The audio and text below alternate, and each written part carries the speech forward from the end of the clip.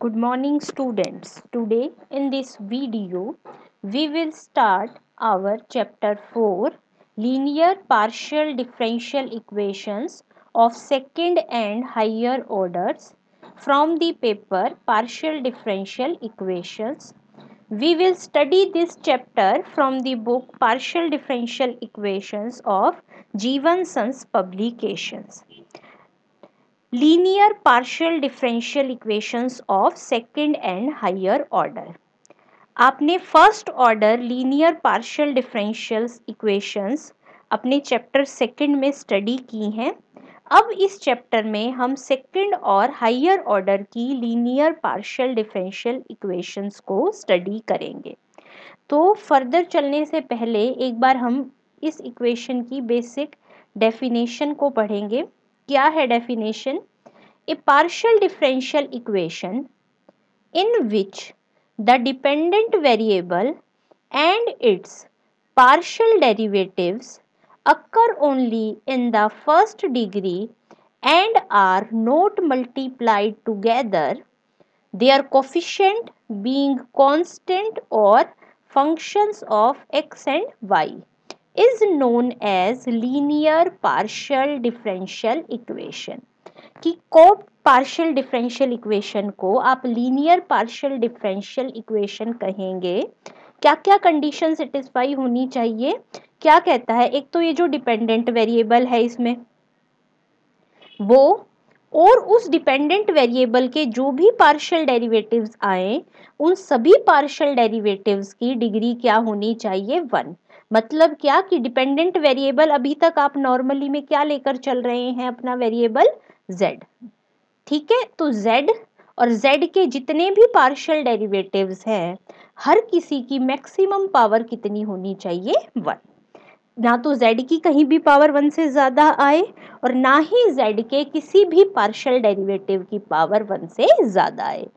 Further are not multiplied together किसके बारे में बात कर रहा है? डिपेंडेंट वेरिएबल और उसके पार्शियल डेरिवेटिव्स। कि ना तो डिपेंडेंट वेरिएबल खुद से मल्टीप्लाई होगा, तभी तो डिपेंडेंट वेरिएबल की पावर 1 आएगी ना, और ना ही कोई दो पार्शियल डेरिवेटिव्स मल्टीप्लाई होंगे, ना ही डिपेंडेंट वेरिएबल और पार्शियल डेरिवेटिव मल्टीप्लाई होंगे। तो फॉर एग्जांपल के लिए अगर मैं ऐसे लिख दूं z इंटू करली z बाय करली x, तो ये जो फैक्टर है, अब अगर ऐसा फैक्टर इन्वॉल्व हो गया तो ये लीनियर नहीं रहेगा। आल्दो z की भी डिग्री 1 है, करली z बाय करली x की डिग्री भी 1 है, लेकिन क्योंकि दोनों मल्टीप्लाई में अगर आ जाएं तो टोटल डिग्री 1 से ज़्यादा हो जाएगी। तो अगर आपकी पार्शियल डिफरेंशियल इक्वेशन लीनियर है तो आपका इस टाइप का कोई भी एक्सप्रेशन इन्वॉल्व नहीं होगा।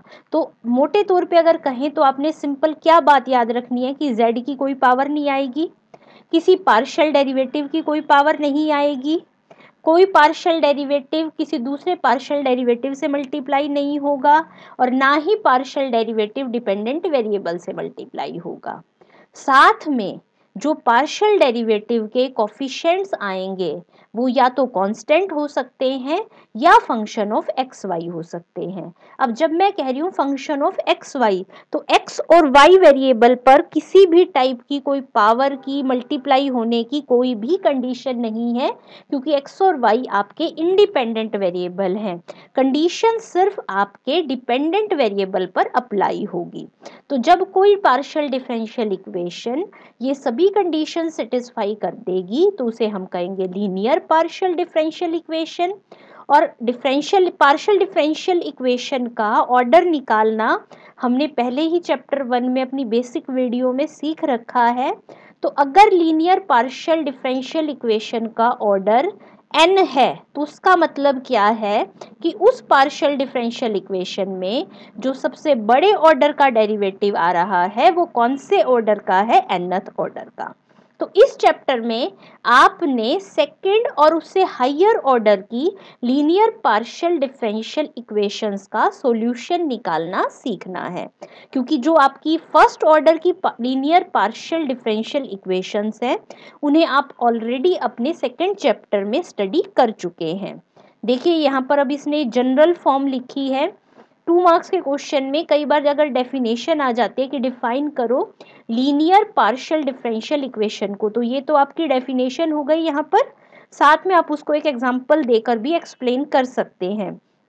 ये देखो मैंने फर्स्ट ब्रैकेट में लिखी है सारी nth ऑर्डर के डेरिवेटिव्स की टर्म। देखो ये n z का with respect to x nth derivative, फिर यहाँ पर एक x का तो कर दिया n-1 इंटू में एक y बढ़ा दिया, फिर देखो x का एक एक कम करते जा रहे हैं, y के विद रिस्पेक्ट टू एक एक बढ़ाते जा रहे हैं।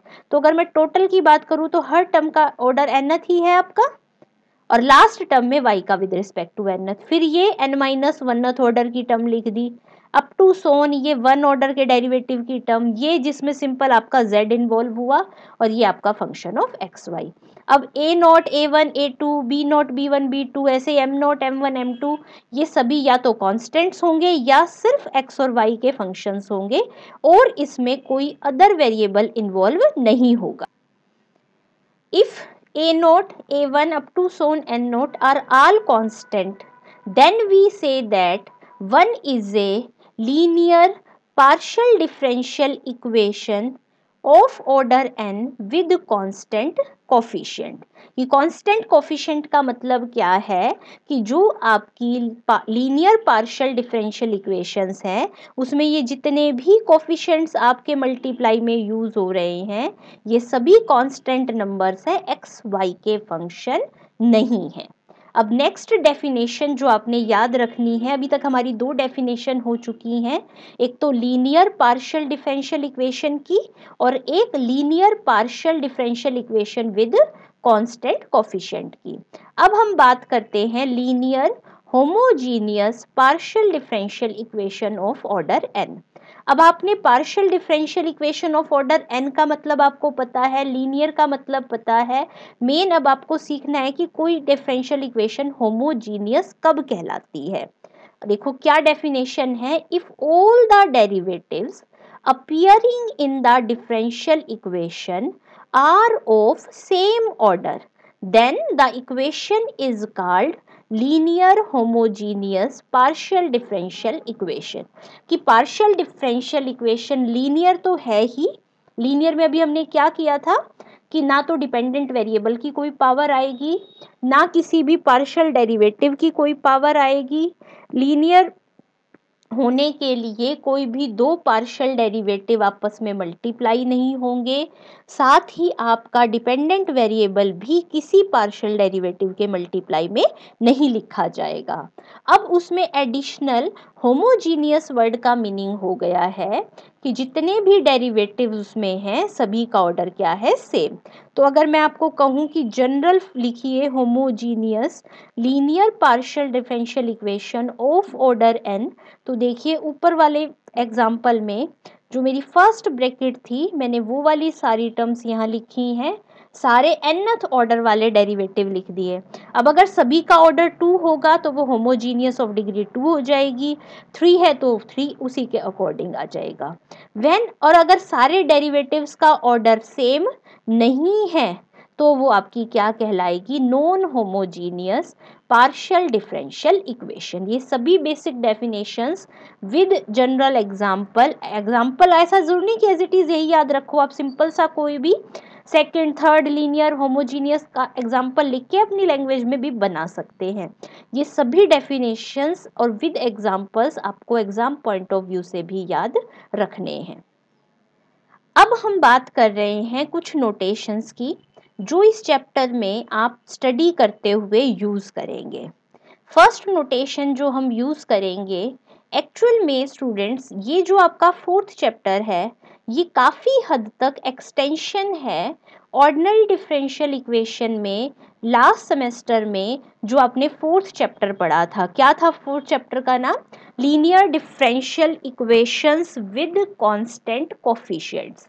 वहाँ जब आप पढ़ते थे तो आपका सिंपल एक ही इंडिपेंडेंट वेरिएबल होता था। जब इंडिपेंडेंट वेरिएबल 1 होता था तो आपके ऑर्डिनरी डेरिवेटिव्स इस टाइप के इन्वॉल्व हो जाते थे, डी बाय डी एक्स।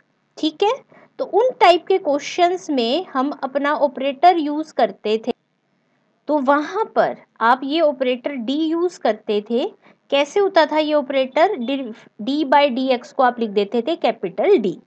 अब क्योंकि यहाँ पर आप पार्शियल डेरिवेटिव्स यूज कर रहे हैं और यहाँ आपके दो इंडिपेंडेंट वेरिएबल्स यूज हो रहे हैं x और y, तो जब आप पार्शियल डेरिवेटिव्स निकालोगे एक विद रिस्पेक्ट टू x आएंगे, एक विद रिस्पेक्ट टू y आएंगे, तो यहाँ आपको दो ऑपरेटर्स की रिक्वायरमेंट होगी। तो यहाँ पर हम जो with respect to x partial derivative कर रहे हैं उसके लिए नोटेशन यूज करेंगे कैपिटल D, और जो with respect to y partial derivative करेंगे उसके लिए नोटेशन यूज करेंगे D डैश। तो बिल्कुल जैसे हमने ऑर्डिनरी डिफरेंशियल इक्वेशन को dy by d x d two y by d x square इस फॉर्म से डी स्क्वायर इस टाइप की फॉर्म में कन्वर्ट किया था, ऐसे ही यहाँ इस चैप्टर में करली बाय करली एक्स को कैपिटल डी से, करली बाय करली वाई को डी डैश से रिप्लेस करते हुए इक्वेशन को पार्शियल डेरिवेटिव्स की फॉर्म में ना लिखकर हम डी और डी डैश की फॉर्म में लिखकर सॉल्व करेंगे। ठीक है, तो अब अगर करली बाय करली एक्स आपका डी है तो curly n by curly x n क्या हो जाएगा, डी एन। मतलब राइट साइड पर पार्शियल डेरिवेटिव का जो ऑर्डर है लेफ्ट साइड पर डी की उतनी ही पावर लिख देंगे। ऐसे इधर curly n by curly y n होगा तो डी डैश की पावर क्या आ जाएगा, एन।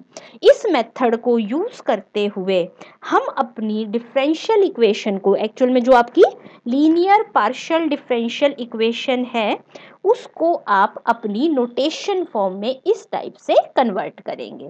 ठीक है, अब बात करते हैं कि सॉल्यूशन क्या क्या होंगे आपके। सॉल्यूशन ऑफ किसके, homogeneous linear partial differential equations with constant coefficient, जो इस चैप्टर का पहला आपका टॉपिक है उसमें आप किस टाइप की इक्वेशंस कंसीडर कर रहे हैं। एक तो पार्शियल डिफरेंशियल इक्वेशंस लीनियर हैं, होमोजीनियस हैं और उन सभी के कोफिशिएंट्स कैसे हैं, कांस्टेंट। और ये हम पहले ही मेंशन कर चुके हैं कि उनका जो ऑर्डर होगा वो 2 या उससे हायर होगा। ठीक है, तो homogeneous linear partial differential equations अगर विद कांस्टेंट कोफिशिएंट्स हैं तो उनका सॉल्यूशन आप कैसे निकालेंगे। ठीक है, अब अभी आपने जो अबव आर्टिकल देखा उस आर्टिकल में आपने पढ़ा कि आपकी जो भी डिफरेंशियल इक्वेशन होगी उसमें आप पार्शियल डेरिवेटिव्स को डी और डी डैश नोटेशन से क्या कर लोगे, कन्वर्ट। तो जो आपकी रिजल्टिंग पार्शियल डिफरेंशियल इक्वेशन होगी, अब जरा याद करके देखिए जब इस टाइप में आपकी इक्वेशंस होती थी डेरिवेटिव्स में और जब आप उसको कैपिटल डी से कन्वर्ट कर लेते थे तो हम जब ऑर्डिनरी डिफरेंशियल इक्वेशन पढ़ते थे तो लेफ्ट साइड को क्या लिखते थे, फंक्शन ऑफ डी, और बाहर क्या आ जाता था आपका y।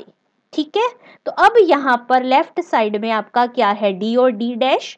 तो हम क्या कह रही हूं मैं, if the equation is written as, अब यहाँ पर देखो कॉमन तो आएगा आपका डिपेंडेंट वेरिएबल और अंदर बच जाएगा d और d डैश की फॉर्म में एक पोलिनोमियल, और राइट साइड पर आपका एक्स वाई का फंक्शन है ही। तो ये जनरल फॉर्म आ गई कि जब आप किसी भी homogeneous linear partial differential equation with constant coefficient को जनरल नोटेशन फॉर्म में कन्वर्ट कर लेंगे तो उसकी फॉर्म हो जाएगी ये। देन द कॉम्प्लीमेंट्री फंक्शन क्या होगा आपका, कॉम्प्लीमेंट्री फंक्शन सॉल्यूशन होगा किसका, ये जो लेफ्ट साइड पर d और d डैश की फॉर्म में जो पोलिनोमियल फंक्शन बनेगा उसको इक्वल टू 0 रख के, यानी कि जब आप CF निकालते हैं बिल्कुल वैसे ही जैसे आपने ऑर्डिनरी डिफरेंशियल इक्वेशन में करा था, तो जो CF होता है वो किसका सॉल्यूशन होता है, यूं समझ लो कि लेफ्ट साइड वाले पोर्शन का।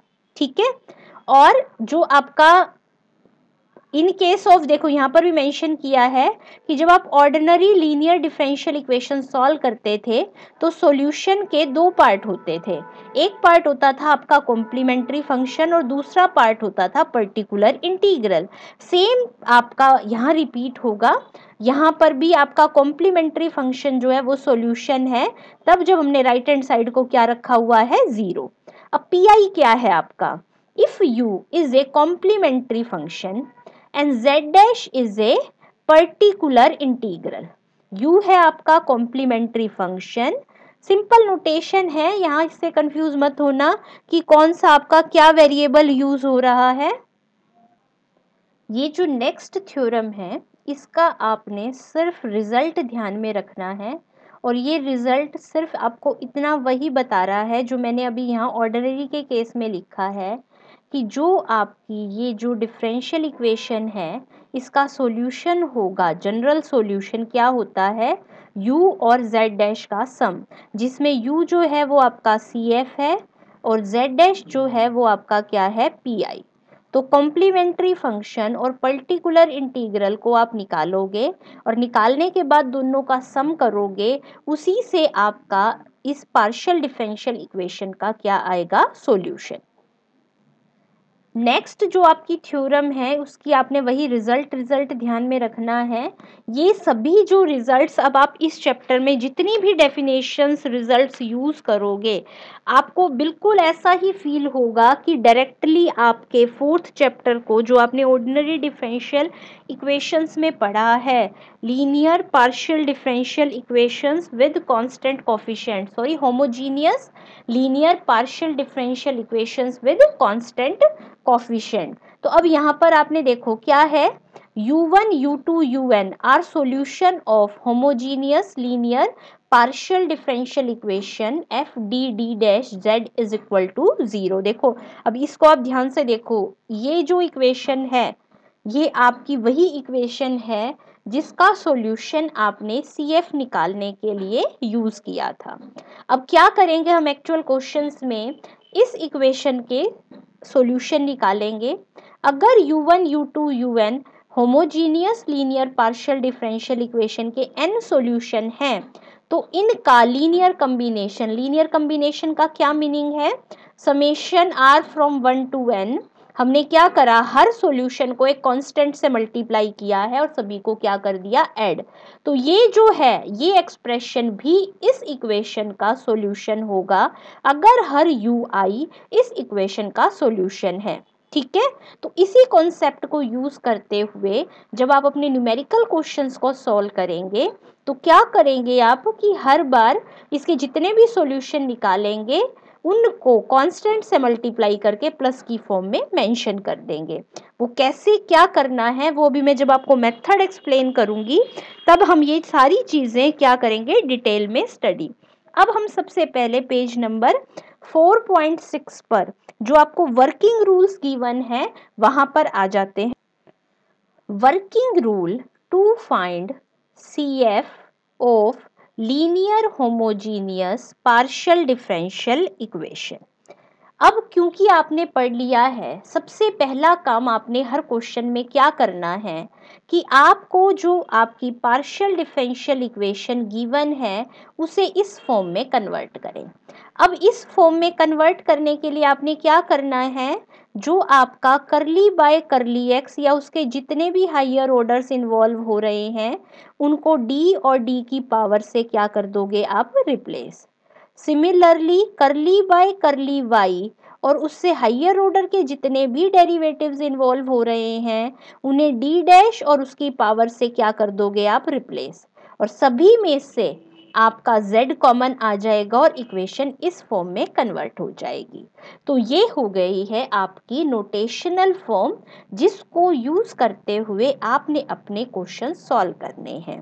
अब हम बात करते हैं कि स्टेप वाइज क्या प्रोसेस हम फॉलो करेंगे जिससे आपका सॉल्यूशन आ जाए। देखो क्या करना है, जो ये फंक्शन है f of D D dash, अब मैं बात कर रही हूं इसकी, आपने इस फंक्शन में m पुट कर देना है किसकी जगह, d की जगह, और 1 पुट कर देना है किसकी जगह, d डैश की जगह। हम क्या कह रहे हैं कि इस एक्सप्रेशन में d जहां जहां है उसको आपने रिप्लेस कर दिया m से, d डैश जहां पर भी है उसको रिप्लेस कर दिया 1 से। जैसे ही आपने ये रिप्लेसमेंट की आपको m वेरिएबल की फॉर्म में क्या मिल जाएगी, एक इक्वेशन। वो सिंपल एक अलजेब्राइक इक्वेशन होगी जिसके आपने क्या बना लेने हैं, फैक्टर्स, और उस इक्वेशन को सॉल्व कर लेना है। अब हम आ जाते हैं अपने स्टेप नंबर 2 पे। Solve the equation obtained in step 1 for m। अब वो क्योंकि एक सिंपल एल्जेब्राइक इक्वेशन होगी, आपने जो भी टेक्निक एल्जेब्रा में पढ़ी हुई है आज तक, जैसे हम अपने ऑर्डिनरी डिफरेंशियल इक्वेशन के चैप्टर में सॉल्व करते थे, वहाँ भी m की वेरिएबल में इक्वेशन बनती थी, बिल्कुल सिमिलर वैसी ही इक्वेशन यहाँ बन जाएगी। आपने उसके क्या निकाल लेने हैं, रूट्स। अब दो केस हो सकते हैं, या तो सारे रूट्स क्या आ जाएंगे, n रूट्स हैं वो आपके डिस्टिंक्ट आ जाएंगे, या आपका कोई एक रूट क्या कर जाएगा, एक रूट या दो रूट क्या कर जाएगा, रिपीट। अब यहाँ पर जो आपका कॉम्प्लीमेंट्री फंक्शन है उसे लिखने का मेथड, चाहे आपके रूट्स रियल आए या कॉम्प्लेक्स आए, हर केस में मेथड क्या रहेगा, सेम।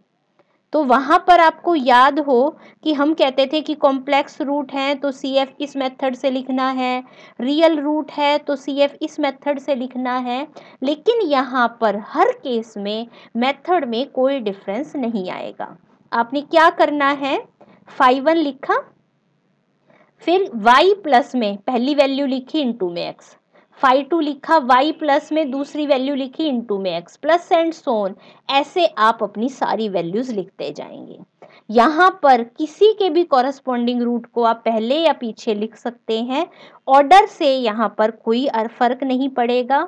बस आपने क्या ध्यान में रखना है, phi 1 phi 2 phi 3 ऐसे डिफरेंट फंक्शंस यूज करने हैं।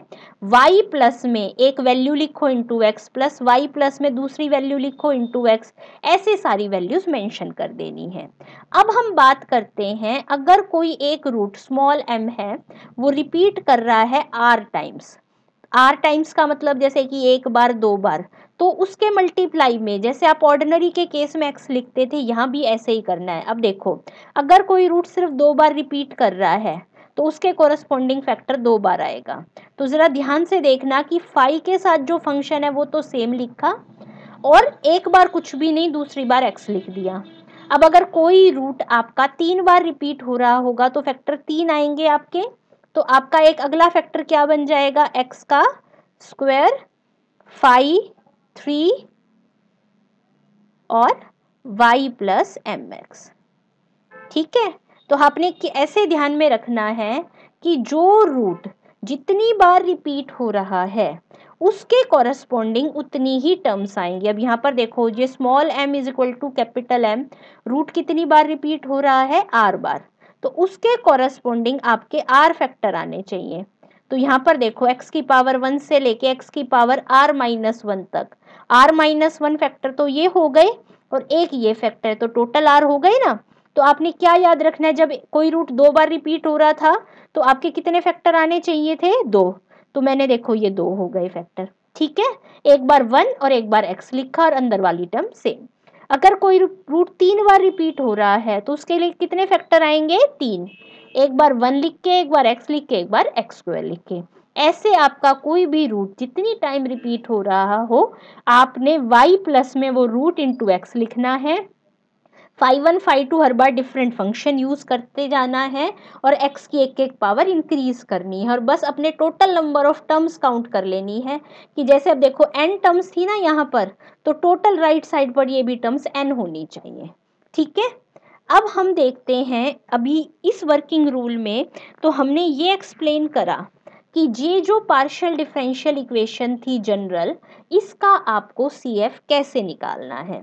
अब नेक्स्ट जो आपका सेक्शन है उसमें हम बात करेंगे कि इस पार्शियल डिफरेंशियल इक्वेशन का पर्टिकुलर इंटीग्रल आप कैसे निकालेंगे। हाँ जी, देखिए, method to find particular integral in case of linear homogeneous partial differential equation with constant coefficient.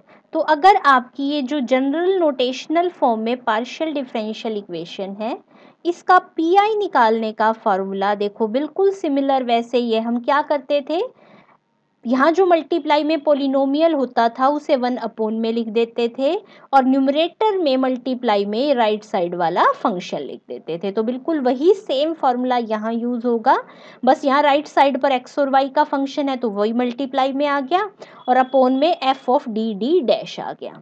तो याद हो आपने जब ऑर्डिनरी डिफरेंशियल इक्वेशंस पढ़ी थी तब एफ एक्स वाई ये जो फंक्शन है इसके डिफरेंट फॉर्म्स के लिए आपके पास डिफरेंट फॉर्मूले थे पीआई निकालने के। सेम मेथड अब यहाँ यूज होगा कि एफ एक्स वाई की डिफरेंट फॉर्म्स के लिए क्या क्या फॉर्मूले हैं, अभी हम पहले वो समझेंगे और फिर एग्जांपल्स में उन फार्मूलाज को क्या करेंगे अप्लाई। पेज नंबर 4.10 पर वर्किंग रूल हेडिंग दी वन है आपको, to find pi in case of linear homogeneous equation f of d d dash z is equal to fxy। ठीक है, अब फर्स्ट केस जो आपका है वो क्या है, एक्सपोनेंशियल फंक्शन हो। अब क्योंकि आपका एक्सपोनेंशियल फंक्शन यहाँ x और y दोनों वेरिएबल को इन्वॉल्व करेगा तो इसलिए हम उसे जनरल फॉर्म में लेकर चल रहे हैं e की पावर में ax प्लस by। अब इन फार्मूले को याद करने के लिए अगर आप इनको अपने ऑर्डिनरी डिफरेंशियल इक्वेशंस के फार्मूला से मैच करेंगे तो टेक्निक जो है आपकी बिल्कुल एग्जैक्टली वही यूज हो रही है। वहाँ सिंगल एक वेरिएबल होता था x और आपका एक कैपिटल D होता था, यहाँ पर x और y दो वेरिएबल हैं, d और d डैश दो ऑपरेटर्स हैं, तो कॉरेस्पॉन्डिंगली जो काम वहाँ सिर्फ x के लिए किया जाता था पैरेलल सिमिलर वर्क यहाँ x और y दोनों के लिए करना है। तो जरा ध्यान से देखो कि अगर 1 by F D D dash के साथ में कोई एक्सपोनेंशियल फंक्शन है तो आपने सिंपल क्या करना है, d को तो x के कोफिशिएंट से रिप्लेस कर देना है, d डैश को y के कोफिशिएंट से रिप्लेस कर देना है। आपको याद हो तो यही सेम टेक्निक आप ओडी में भी यूज करते थे, वहाँ x का कोफिशिएंट d की जगह पुट कर देते, तो सेम काम y का कोफिशिएंट d डैश की जगह पुट कर देंगे। लेकिन आपने एक बात यहाँ जरूर ध्यान में रखनी है, क्या कि यहाँ पर जो आपका x का कोफिशिएंट और y का कोफिशिएंट की वैल्यूज पुट करने के बाद ये जो expression f of A B बनेगा, ये जो आपका एक्सप्रेशन है ये ऑलवेज नॉन जीरो होना चाहिए कि यहाँ पर अगर इन सभी केसेस में f ऑफ ए बी की वैल्यू क्या होनी चाहिए पुट करने के बाद, नॉन जीरो। अगर ये जीरो आ जाती है तो आपका केस क्या हो जाएगा, फेल। यहाँ पर केस फेल्योर का जो केस होता है उसे हैंडल करने का मेथड थोड़ा सा आपका ऑर्डिनरी डिफरेंशियल इक्वेशंस के मेथड से डिफरेंट है, तो उसको हम एक स्पेशल इंडिपेंडेंटली हैंडल करेंगे। अभी सिर्फ आपने यही ध्यान रखना है कि एक्सपोनेंशियल के केस में d को x के कोफिशिएंट से, d डैश को y के कोफिशिएंट से आपने रिप्लेस कर दिया और पुट करने पर वैल्यू अगर डिनोमिनेटर की नॉन जीरो है तो यही आपका पीआई हो गया। अब नेक्स्ट बात करते हैं हम साइन और कॉस की, तो वहां तो आपका सिंपल साइन ax यूज होता था, यहाँ मैं यूज कर रही हूँ साइन mx प्लस ny हो या कॉस mx प्लस ny हो। तो आपको याद होगा वहां हम क्या करते थे, d स्क्वायर को पुट करते थे माइनस का m स्क्वायर, x के कोफिशिएंट के स्क्वायर के नेगेटिव से। तो बिल्कुल देखो सेम काम यहाँ होना है, d स्क्वायर तो हो गया minus m square, d dash square हो गया माइनस का n स्क्वायर, लेकिन यहाँ पर सेकेंड ऑर्डर की एक और टर्म है d और d डैश जिसको आप क्या पुट करोगे, माइनस m इंटू n। जब आप ये सारे सब्स्टिट्यूशन इसमें पुट करने के बाद अगर डिनोमिनेटर नॉन जीरो आ जाए तो यही आपकी क्या कहलाएगी, पीआई की वैल्यू। क्या पुट करा आपने, d स्क्वायर को minus m square, d dash square को माइनस n स्क्वायर और d इंटू d डैश को माइनस का mn। थर्ड केस पर आ जाते हैं, क्या है, F x y is equal to x की पावर m y की power n where m n are constant, कि अगर आपका वहाँ एक पोलिनोमियल फंक्शन x की पावर में होता था, यहाँ अब हम कह रहे हैं कि x और y की पावर में है। तो क्या करेंगे, हमें वहाँ क्या करना होता था, ये वाला जो एक्सप्रेशन होता था इसे हम बाइनोमियल से एक्सपेंड कर कर सॉल्व करते थे। तो मैं वही लिख रही हूँ, expand F D D dash in ascending powers of D and D dash और फिर क्या करते थे, उस पोलिनोमियल फंक्शन को न्यूमरेटर में ले जाकर सॉल्व करते थे और उसको x वाली y वाली टर्म्स की पावर से मल्टीप्लाई करेंगे। और अब आपको ध्यान में रखना है d का मतलब क्या है, partial derivative with respect to x, और जो आपका d डैश है वो क्या है, आपका partial derivative with respect to y। तो मल्टीप्लाई करके आप इन्हें सॉल्व करेंगे और आपका क्या आ जाएगा, आंसर। अब थोड़ा सा आपको इस चैप्टर में अपने ऑर्डिनरी डिफरेंशियल इक्वेशन के चैप्टर से चेंज भी लगेगा।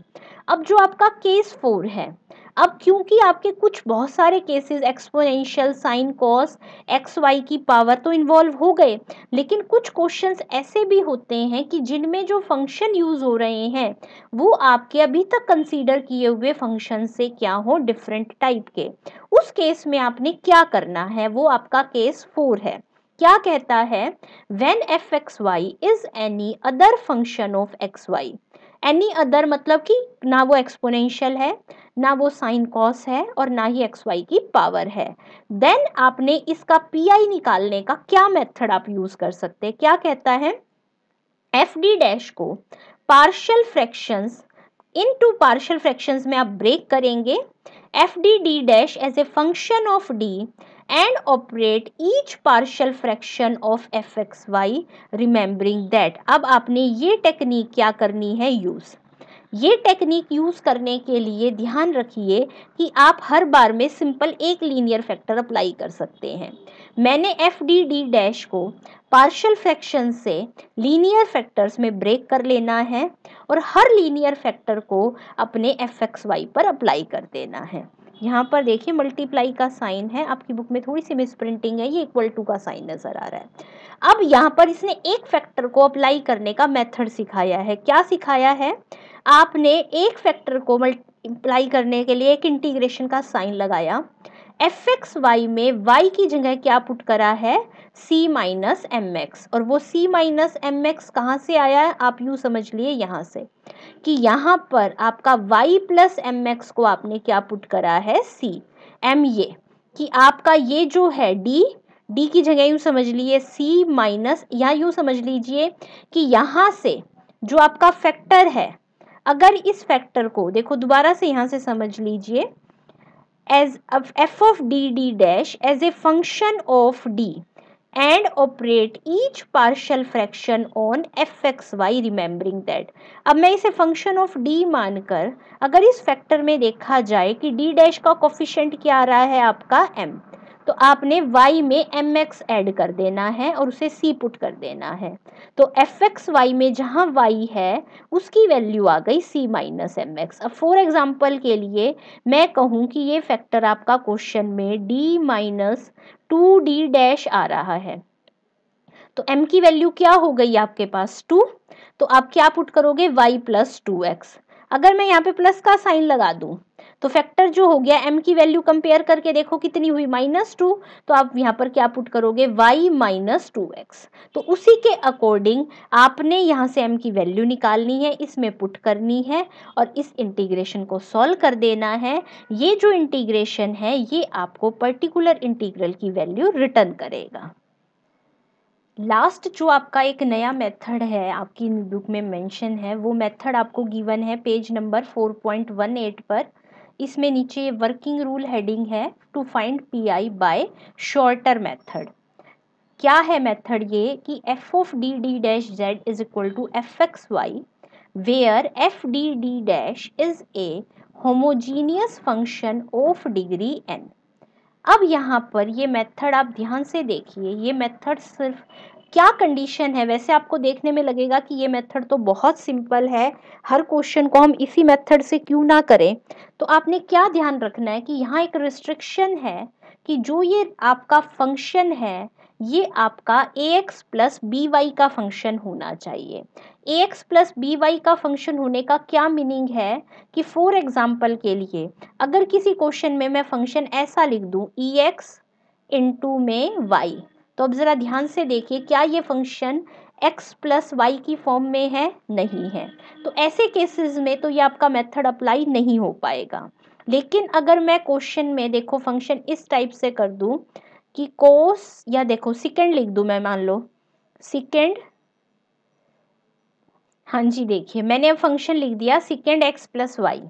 अभी तक आपने जो 4 मेथड पढ़े हैं पीआई निकालने के, फर्स्ट 3 मेथड तो इस टाइप के फंक्शंस को कवर ही नहीं करता, लेकिन फोर्थ वाले मेथड से अगर ये आपको करना हो तो आपने सबसे पहले अब क्या ध्यान में रखना है कि अगर आपका क्वेश्चन एक्सपोनेंशियल फंक्शन को इन्वॉल्व कर रहा है तो हम अपना प्रेफरेंस देंगे फर्स्ट मेथड जो मैंने अभी लास्ट बताया था।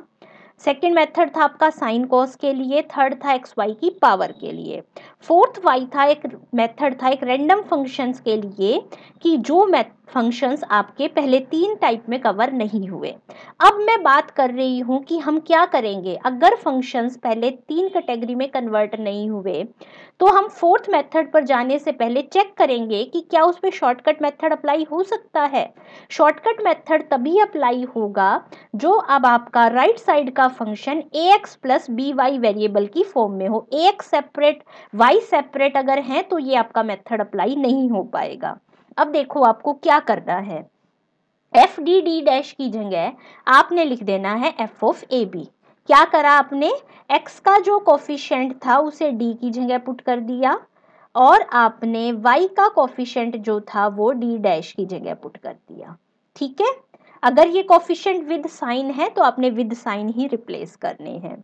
अब जो एफ डी डी डैश है वो उसका होमोजीनियस फंक्शन कितने डिग्री का है, nth, तो यहाँ पर आपने n टाइम्स इंटीग्रेशन का साइन लगाना है, एफ ऑफ u और n टाइम्स ही अपना क्या लिख देना है du, और u क्या है आपका ax प्लस बी वाई। ठीक है, इस फंक्शन में जहां जहां आपका ax प्लस बी वाई था मैंने u पुट कर दिया, फिर जो नया u की फॉर्म में फंक्शन बना मैं उसको n टाइम्स इंटीग्रेट करूंगी और फिर जो आंसर आ जाएगा उसमें ax plus B Y put कर दूंगी। तो ये आपका फॉर्मूला आ जाएगा शॉर्टकट मेथड से अपना पीआई निकालने का। लेकिन अगर फंक्शन इस टाइप का ax plus B Y type का नहीं है तो आपको जो अभी मैंने वर्किंग रूल में फोर्थ मेथड एक्सप्लेन करा था उसी मेथड से पीआई निकालना पड़ेगा। अब ये जो लास्ट केस है ये है आपका केस फेल वाला केस।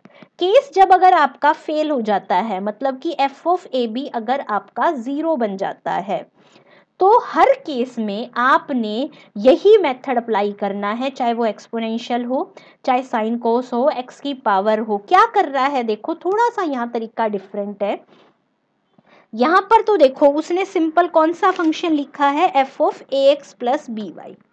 क्या लिख रहा है, इस टाइप के फंक्शंस में मल्टीप्लाई में अगर ऐसा फैक्टर आ रहा है, कैसा फैक्टर है अब जरा ध्यान से देखो, मैं x की जगह d की जगह a पुट करूं, d डैश की जगह b पुट करूं तो अपने आप ये फैक्टर 0 हो गया। अब इस फैक्टर की डिग्री n अगर है, ठीक है, तो आपने क्या करना है, न्यूमरेटर में x की पावर n लिखना है, x के कोफिशिएंट की पावर n लिखना है, इनटू में n फैक्टोरियल और f of ax plus B Y लिख देना है। अब इसे क्वेश्चंस पे आप कैसे अप्लाई करेंगे ज़्यादा डिटेल में तो जब हम एग्जांपल्स करेंगे आपको तब क्लियर हो जाएगा। बस आपने क्या देखना है कि जो भी आपकी टर्म्स 0 बन रही है वो टर्म कितनी बार रिपीट हो रही है। हम क्या करेंगे, जो भी आपका एक्सप्रेशन होगा F D D dash form में हम इसके फैक्टर बना लेंगे और चेक करेंगे कि कौन कौन सा फैक्टर है जो d की जगह a और d डैश की जगह b पुट करने पर 0 बन रहा है। जो फैक्टर आपका 0 बन रहा होगा आपने चेक करना है क्या उसकी पावर 1 है या 1 से ज़्यादा है। अगर 1 है तो आपने x की पावर 1, x के कोफिशिएंट की पावर 1 इंटू 1 फैक्टोरियल लिख देना है, अगर ज़्यादा है तो वही पावर लिख देनी और एफ एक्स ए प्लस बी वाई लिख देना है। इस तरह आप अपने फेल्योर केस को क्या करेंगे, डी। अब आपको ये वीडियो देखकर ये सारे मेथड अच्छे से स्टडी करके याद कर लेने हैं ताकि जब नेक्स्ट वीडियो में हम अपने एग्जाम्पल्स को स्टडी करें तो वो आपको अच्छे से क्लियर हो जाए। Thank you.